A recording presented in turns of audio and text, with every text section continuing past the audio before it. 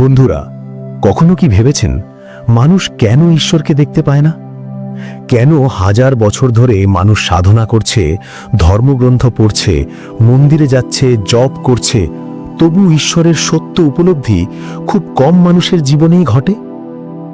এই প্রশ্নের এক আশ্চর্য উত্তর দিয়েছিলেন ঊনবিংশ শতাব্দীর এক মহান সাধক শ্রীরামকৃষ্ণ পরমহংস। তিনি বলেছিলেন, মানুষের বন্ধনের মূল কারণ মাত্র দুটি: কামিনী এবং কাঞ্চন, অর্থাৎ ভোগের আকর্ষণ এবং অর্থের লোভ। এই দুটি শক্তি মানুষের মনকে এমনভাবে জড়িয়ে রাখে যে সে সত্যকে দেখতে পায় না, ঈশ্বরকে অনুভব করতে পারে না। আজকের এই গল্পে আমরা জানব শ্রীরামকৃষ্ণ কিভাবে একদিন তার ভক্তদের সামনে খুব সহজ একটি উদাহরণ দিয়ে জীবনের এই গভীর সত্যটি বোঝালেন। একদিন দক্ষিণেশ্বর কালী মন্দিরে শ্রীরামকৃষ্ণ তার কয়েকজন ভক্তের সঙ্গে আধ্যাত্মিক আলোচনা করছিলেন। সেখানে উপস্থিত ছিলেন কেদার, বিজয়, সুরেন্দ্র, ভবনাথ, রাখাল এবং আরও অনেক ভক্ত। সকলেই মন দিয়ে তার কথা শুনছিলেন। হঠাৎ শ্রীরামকৃষ্ণ বললেন, মানুষের বন্ধনের কারণ হল কামিনী ও কাঞ্চন। কামিনী কাঞ্চনই হল সংসার, আর এই কামিনী কাঞ্চনই মানুষকে ঈশ্বর দর্শন করতে দেয় না। এই কথা বলেই তিনি হঠাৎ তার গামছা দিয়ে নিজের মুখ ঢেকে ফেললেন। তারপর ভক্তদের দিকে তাকিয়ে জিজ্ঞেস করলেন, কি এখন কি তোমরা আমাকে দেখতে পাচ্ছ? ভক্তরা বললেন, না, দেখতে পাচ্ছি না। তখন তিনি গামছাটি সরিয়ে বললেন, দেখো, এই গামছাটাই হলো আবরণ। ঠিক তেমনি মানুষের জীবনে কামিনী কাঞ্চনের আবরণ আছে। এই আবরণ থাকলে মানুষ ঈশ্বরকে দেখতে পায় না, আর যখনই আবরণ সরে যায় তখনই চিদানন্দ লাভ হয়। ভক্তরা গভীর মনোযোগ দিয়ে তার কথা শুনছিলেন। এরপর তিনি কেদার এবং বিজয়ের দিকে তাকিয়ে বললেন, যিনি স্ত্রীর সুখ ত্যাগ করেছেন তিনি সংসারের সুখ ত্যাগ করেছেন, আর যিনি সংসারের সুখ ত্যাগ করেছেন ঈশ্বর তার অনেক নিকটে। তারপর একটু হাসতে হাসতে বললেন, দেখছি সবাই স্ত্রীর বশীভূত। গীতা, ভাগবত, বেদান্ত সবই স্ত্রীর সামনে মাথা নত করে। এই কথা শুনে সবাই হাসতে লাগলো, কিন্তু তার এই কথার মধ্যেও ছিল গভীর শিক্ষা। তিনি আসলে বোঝাতে চেয়েছিলেন, মানুষ নিজের স্বাধীনতা হারিয়ে ফেলেছে নিজের আসক্তির কাছে। এরপর তিনি একটি মজার ঘটনা বললেন। তিনি বললেন, আমি একদিন কাপ্তেনের বাড়িতে গিয়েছিলাম। সেখান থেকে রামের বাড়ি যাওয়ার কথা ছিল, তাই কাপ্তেনকে বললাম, গাড়ির ভাড়াটা দিয়ে দাও। কাপ্তেন তার স্ত্রীকে বললেন। সেই স্ত্রী বলল, কি হলো, কেন? শেষ পর্যন্ত কাপ্তেন বললেন, যাকগে, ওরাই দিয়ে দেবে। এই গল্প বলেই তিনি বললেন, মানুষ ভাবে সে খুব শক্তিশালী, খুব স্বাধীন, কিন্তু বাস্তবে সে নিজের আসক্তির দাস হয়ে গেছে। তারপর তিনি আরও একটি গভীর উপমা দিলেন। তিনি বললেন, যাকে ভূতে ধরে সে বুঝতে পারে না যে তাকে ভূতে ধরেছে। সেভাবে আমি একদম ঠিক আছি। এই কথার অর্থ হল, মানুষ নিজের আসক্তি সম্পর্কে সচেতনই নয়।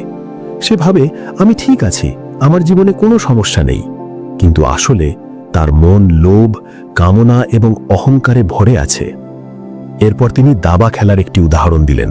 তিনি বললেন, যারা দাবা খেলছে তারা অনেক সময় বুঝতে পারে না কোন চালটা ঠিক, কিন্তু যারা বাইরে দাঁড়িয়ে দেখে তারা সহজেই বুঝে ফেলে। ঠিক তেমনি যে মানুষ সংসারের আসক্তিতে ডুবে থাকে সে নিজের ভুল বুঝতে পারে না, কিন্তু যে মানুষ বাইরে থেকে দেখে সে সত্যটা বুঝতে পারে। এরপর শ্রীরামকৃষ্ণ সংসার সম্পর্কে একটি অসাধারণ শিক্ষা দিলেন। তিনি বললেন, সংসার ছেড়ে পালিয়ে যেতে হবে এমন নয়। সংসারে থাকবে, কাজ করবে, দায়িত্ব পালন করবে, কিন্তু মনে ঈশ্বরকে বেশি জায়গা দেবে। তিনি বললেন, সাধুদের 12 আনা মন ঈশ্বরের ওপর থাকে, আর 4 আনা মন থাকে অন্য কাজে। এই শিক্ষা আসলে খুব গভীর। এর অর্থ হল, জীবনে কাজ করো, দায়িত্ব পালন করো, পরিবারকে ভালোবাসো, কিন্তু মনে যেন ঈশ্বরের শ্রবণ থাকে। এরপর কীর্তনের আয়োজন হল। একজন গায়িকা গৌরাঙ্গ মহাপ্রভুর সন্ন্যাসের কীর্তন গাইতে লাগলেন। ভক্তরা চারদিকে বসে মন দিয়ে গান শুনছিলেন। গানের সুর ধীরে ধীরে পরিবেশকে এক গভীর আধ্যাত্মিক আবহে ভরিয়ে দিল। হঠাৎ সেই গান শুনতে শুনতে শ্রীরামকৃষ্ণ উঠে দাঁড়ালেন, আর কয়েক মুহূর্তের মধ্যেই তিনি গভীর সমাধিতে ডুবে গেলেন। ভক্তরা তার গলায় ফুলের মালা পরিয়ে দিলেন, ভবনাথ এবং রাখাল তাকে ধরে দাঁড়িয়েছিলেন যেন তিনি পড়ে না যান। তিনি তখন সম্পূর্ণ স্থির হয়ে দাঁড়িয়েছিলেন। কিছুক্ষণ পরে তার মুখ থেকে ধীরে ধীরে শব্দ বেরোতে লাগল। তিনি বলতে লাগলেন, কৃষ্ণ কৃষ্ণ সচ্চিদানন্দ, কোথায় তুমি? এখন তো তোমাকে ভেতরেও দেখছি, বাইরেও দেখছি। জীব, জগৎ, মন, বুদ্ধি সবই তুমি। তিনি আবার বললেন, প্রাণ কৃষ্ণ, মন কৃষ্ণ, বুদ্ধি কৃষ্ণ, আত্মা কৃষ্ণ। হে গোবিন্দ, আমার জীবন তুমি। এই অবস্থায় তার মুখে ছিল এক অদ্ভুত আনন্দের ছাপ। ভক্তরা বিস্ময়ে তাকিয়েছিলেন। এই সময় বিজয়েরও ভাবাবেশ হল। শ্রীরামকৃষ্ণ তাকে দেখে বললেন, বাবু, তুমিও কি বেহুশ হয়ে গেলে? বিজয় বললেন, না, আমি ঠিক আছি। এরপর আবার গান শুরু হলো। গানের কথা ছিল, সদাই হৃদয়ে রাখি হে প্রাণ সখা।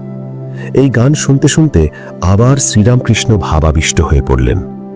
তারপর তিনি ভক্তদের একটি প্রশ্ন করলেন। তিনি বললেন, প্রেম কাকে বলে জানো?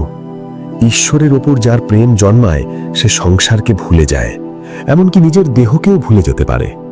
তারপর তিনি একটি গান গাইলেন, আমার সেই দিন কবে আসবে যখন হরি হরি বলতে বলতে আমার চোখ দিয়ে অশ্রুধারা বয়ে যাবে, যখন শরীর পুলকিত হয়ে উঠবে, যখন সংসারের সব বাসনা মিটে যাবে আর ঈশ্বরের কৃপায় জীবনের সত্য উপলব্ধি হবে। এরপর তিনি নৃত্য করতে শুরু করলেন। ভক্তরাও তার সঙ্গে নাচতে লাগলেন। নাচতে নাচতে তিনি আবার গভীর সমাধিতে ডুবে গেলেন।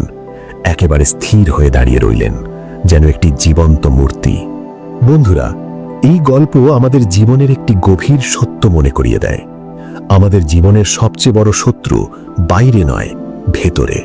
লোভ, কামনা এবং আসক্তির আবরণই আমাদের সত্য থেকে দূরে রাখে।